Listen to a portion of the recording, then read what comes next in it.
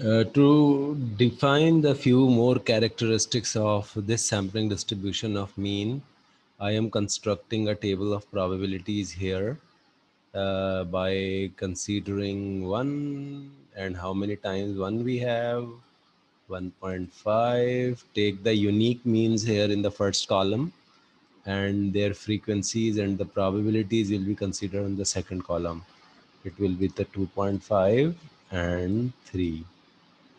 How many times we have 1? It is 1 time. The probability will be 1 upon 9, and the probability of 1.5 is 2 upon 9, and the probability of 2 is 3 upon 9, and the probability of 2.5 is 2 upon 9 and 1 upon 9.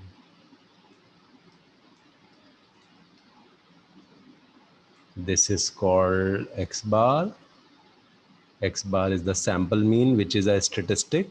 And in this case, the X bar is a variable because for the different values of samples, the sample mean will be changed. So in the fluctuated sampling, the sample mean will be a variable, not constant, while the population mean is always constant, which was 2 in this example. As we have computed the population mean first, that was 2. 1 plus 2 plus 3 divided by 3. The second column is the probability of X bar. So in simple, what is the description of a sampling distribution of mean? Sampling distribution of mean is a table which comprised on all values of sample means along with their probabilities such that the total of probabilities will be equal to 1. This is a very simple and the basic definition of probability distribution. So in short, we can say that sampling distribution is nothing. It is a probability distribution of an statistic. Now, if we are computing the mean of this distribution, the two and the variance of this distribution, the two more columns are required. In the first column, we need X bar time Px bar because it is the weighted mean. X bar times the Px bar, and in the second column we need X bar square and the Px bar for variance. It is needed for variance, X bar square and Px bar. So these two columns are to be constructed, and then the mean and the variance of the sampling distribution of mean will be completed, and then we will compare the mean and the variance of the sampling distribution with the mean and variance of the population, and few theorems will be generalized.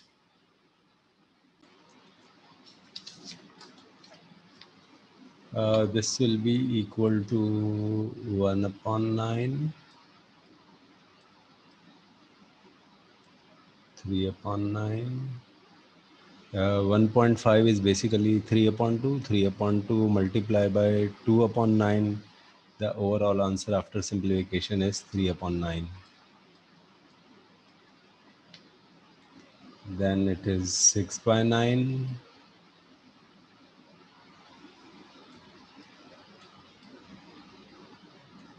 And 2.5 is 5 upon 2. 5 upon 2 multiplied by 2 upon 9. After simplification, we have 5 upon 9. And this will be 3 multiplied by 1 upon 9. It is equal to 3 upon 9. 9 is a common denominator. If we are adding the numerators, then the total answer will be 18. 18 upon 9 will be the total of this column, and after simplification it is equal to 2. So we can see the total of this column, which is the mean of the sampling distribution of mean. It is equal to 2. We can write down this mean of the sampling distribution of mean by mu, not mu, because mu is a representation for the population mean. We are using the mu x bar. It is the mean of the sampling distribution of mean. By formula, it is equal to summation x bar times px bar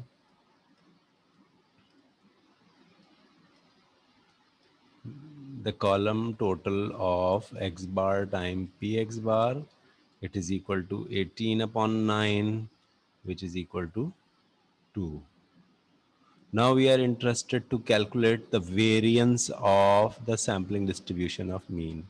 The variance of the sampling distribution of mean can be written as sigma square x bar. Sigma square x bar is the variance of the sampling distribution of mean. For computing this variance, we have to complete the column of x bar square p x bar. So after some simplification, you have to square of the x bar and then multiply by 1 upon 9. So this is equal to 1 upon 9 and 1.5 square. 1.5 square means 2. This is basically 3 upon 2 whole square. And 3 upon 2 whole square means it will becomes 9 upon 4 multiplied by 2 upon 9. After simplification, we have 1 upon 2. Then 2 square is 4 and 4 multiplied by 3 becomes 12 upon 9. This is 12 upon 9. And this is 25 upon 18. And the last one is 3 square is 9 and 9 upon 9 is 1. So I'm just writing it as 9 upon 9. Finally, to calculate the total of this column, I am just making the denominator same. If maximum denominator is 18, so I can write down 1 upon 9 as 2 upon 18, so that the denominator will be 18. This is 9 upon 18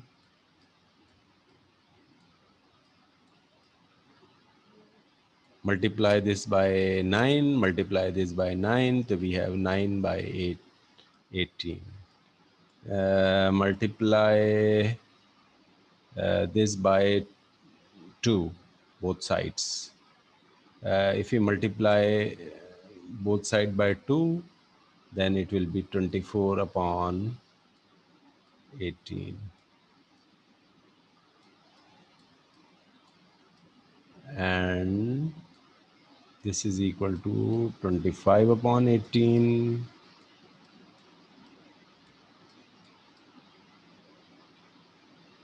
And this is equal to 18 upon 18. This step is not necessary. Making common denominator is not necessary. We can add all of these in fractions. But we have to verify some theorems. If we are using the fractions, that is in 2 or 3 decimal places, so we may have some errors. The verification process will not be too accurate. But if we are making the common denominator, and the total will become 78 upon 18, 78 upon 18. Or in simple, we can write down it as 13 by 3. It is 13 by 3. Now we are going to calculate the variance of the sampling distribution of mean. Formula will be summation x bar square times px bar minus summation x bar px bar whole square. X bar px bar whole square. The mean of the square observation and the mean of the simple observation and the square of that. This is the formula of variance. This is 13 upon 3 and minus this is 2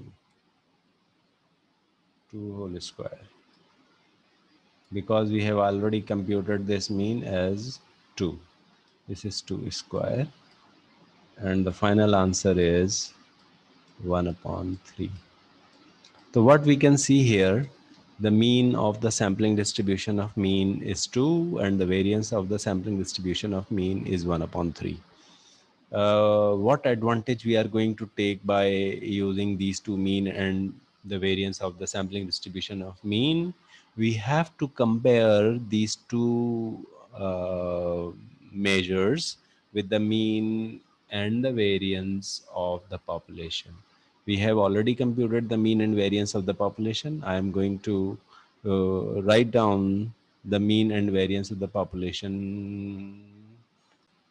The mean of the population is already computed, but I am writing the mean of the population here again. It is 1 plus 2 plus 3 divided by 3. It is equal to 6 upon 3, which is equal to 2. We can compare the mean of the sampling distribution of mean is 2 here, and the mean of the population is also 2. So these two results are identical. In conclusion, we can say that the mean of the sampling distribution of mean is always equal to the population mean.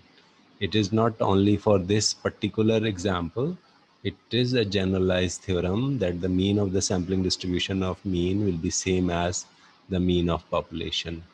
Now we are computing the variance of the sampling, variance of the population.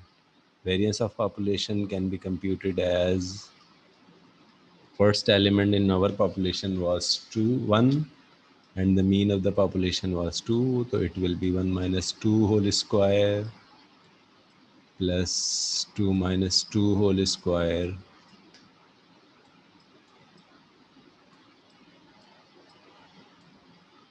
and 3 minus 2 whole square.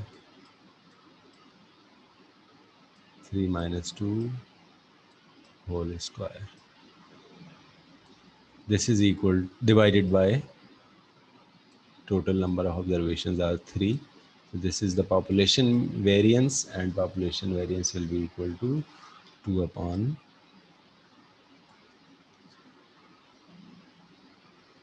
3.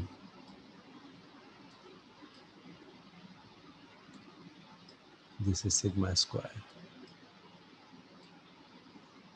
What comparison do we have with the sigma square x bar? It is 1 by 3 and it is sigma square variance of population. Are these two measures are equal? So the answer is no. These two measures are not identical, as it was the case of the mean of the sampling distribution of mean was 2 and the mean of the population was 2. These two are identical. This was the first theorem. But the second theorem is the variance of the sampling distribution of mean will not be equal to the variance of the population. So is there any relationship between these two measures? The answer is yes, there is a relationship in between these two measures, and that relationship I am expressing here. That relationship is sigma square x bar is equal to sigma square upon size of sample. In my case, the size of sample is 2. So it means this variance, if divided by 2, should be equal to this. And now it is verified. We can see that these two variances after dividing the population variance by n are identical.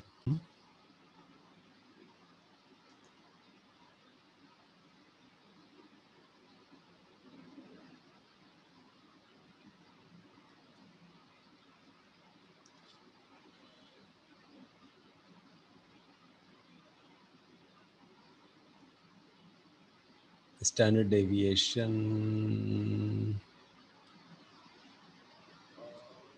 of the sampling distribution of mean is equal to the standard deviation of population divided by the square root of n. This is the mean of the population mean. In simple, we can write down as the mean of the sampling distribution of mean is equal to the population mean, and the standard deviation of the sampling distribution of mean is equal to the standard deviation of population divided by square root of n. So this is the standard deviation, this is the variance, this is the mean.